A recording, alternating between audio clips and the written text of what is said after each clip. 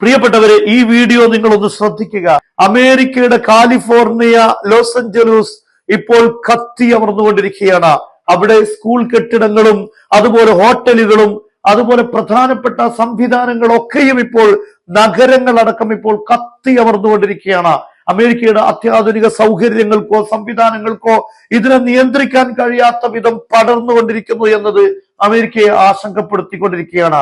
അമേരിക്കയുടെ ബോംബുകൾ കാരണം ഫലസ്തീനിലെ ഗസ തരിപ്പണമാകുമ്പോൾ സമാനമായ കാഴ്ച അമേരിക്കയിൽ നിന്ന് കാണേണ്ട സാഹചര്യം ഉണ്ടായി എന്നത് ഏറെക്കുറെ അമേരിക്കയെ ആശങ്കപ്പെടുത്തുന്നു എന്ന് തന്നെയാണ് ബോധ്യപ്പെടുന്നത്. ഇപ്പോൾ തന്നെ ഏകദേശം $57 ബില്യൺ നഷ്ടമാണ് അമേരിക്ക കണക്കാക്കിയിരിക്കുന്നത്. പക്ഷെ അത് മണിക്കൂറുകൾക്ക് മുമ്പാണ്. ഇപ്പോഴും കാട്ടാന നാട്ടിലിറങ്ങിയെന്ന പോലെ കാട്ടുതീ ഇപ്പോൾ നഗരങ്ങളെയാണ് കീഴടക്കിക്കൊണ്ടിരിക്കുന്നത്. സാധാരണക്കാരായ ആളുകൾ ഇപ്പോൾ പലായനം ചെയ്തുകൊണ്ടിരിക്കുകയാണ്. 1.5 ലക്ഷത്തോളം ആളുകൾ ഇപ്പോൾ വീട് വിട്ടിറങ്ങേണ്ട സാഹചര്യം ഉണ്ടായിട്ടുണ്ട്.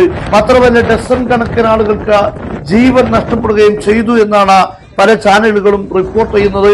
എന്തായിരുന്നാലും ഇപ്പോഴും ഇത് നിയന്ത്രിക്കാൻ കഴിയുന്നില്ല. ഈ വീഡിയോയിൽ നിങ്ങൾക്ക് കാണാം അതിശക്തമായ കാറ്റ് വീശുന്ന ദൃശ്യം. അവിടെയുള്ള വായുമർദ്ദം കുറയുന്ന കാരണമാണ് ഇത്രയും ശക്തമായി ഇപ്പോൾ കാറ്റ് വീശിക്കൊണ്ടിരിക്കുന്നത്. ഡൊണാൾഡ് ട്രംപ് പറയുന്നതനുസരിച്ച് നിയന്ത്രിക്കാൻ കഴിയുന്ന സാഹചര്യങ്ങളിൽ നിന്ന് തീ വിട്ടുപോയിരിക്കുകയാണ്. തീ അണക്കാനുള്ള സംവിധാനങ്ങൾ പോലും ഇപ്പോൾ ഇല്ലാതായ സാഹചര്യത്തിലേക്ക് നീങ്ങിയെന്നാണ് ട്രംപ് തന്നെ പറയുന്നത്. നമുക്കറിയാം, ദിവസങ്ങൾക്ക് മുമ്പാണ് ട്രംപിന്റെ ഒരു പ്രസ്താവന വന്നിരുന്നു. ഗസയിലെ ഹമാസിനുള്ള വലിയ മുന്നറിയിപ്പായിരുന്നു അത്. ആ വാക്കിൽ അദ്ദേഹം ഉപയോഗിച്ചിരുന്നത് ഗസയിൽ പിടിക്കപ്പെട്ടിരിക്കുന്ന ഹോസ്റ്റേജിനെ വിട്ടയച്ചിട്ടില്ല എങ്കിൽ ഗസ നരക സമാനമാകും എന്നായിരുന്നു ട്രംപ് പറഞ്ഞിരുന്നത്. പക്ഷെ ഗസയിലല്ല ഇപ്പോൾ അത്. ട്രംപ് അധികാരമേൽക്കുന്നതിന്റെ ദിവസങ്ങൾക്ക് മുമ്പ് ഇപ്പോൾ ഇത് അമേരിക്ക കത്തിച്ചാമ്പലാവുകയാണ്. ട്രംപ് പറഞ്ഞിരുന്ന നരക സമാനമായ അഗ്നിയാണ് ഇപ്പോൾ അമേരിക്കയുടെ പ്രധാന നഗരങ്ങളിലൂടെ ഉണ്ടായിക്കൊണ്ടിരിക്കുന്നത്. യഥാർത്ഥത്തിൽ ഈ വീഡിയോ കാണുമ്പോൾ ചിലപ്പോൾ ആരെങ്കിലും ആണവായുധം ഉപയോഗിച്ചോ എന്ന് തോന്നിപ്പോകും. അത്രയും ഗുരുതരമാണ്. പക്ഷേ ആണവായുധമല്ല, ഇത് പ്രകൃതി തന്നെയാണ്. വളരെ കൂടുതൽ തണുപ്പ് അനുഭവപ്പെടുന്ന ഈ ഘട്ടത്തിലാണ് ഈ തീ വന്നത് എന്നത് മറ്റൊരു പ്രധാനപ്പെട്ട ചോദ്യചിഹ്നമാണ്. എങ്ങനെ ഇത് സംഭവിച്ചു?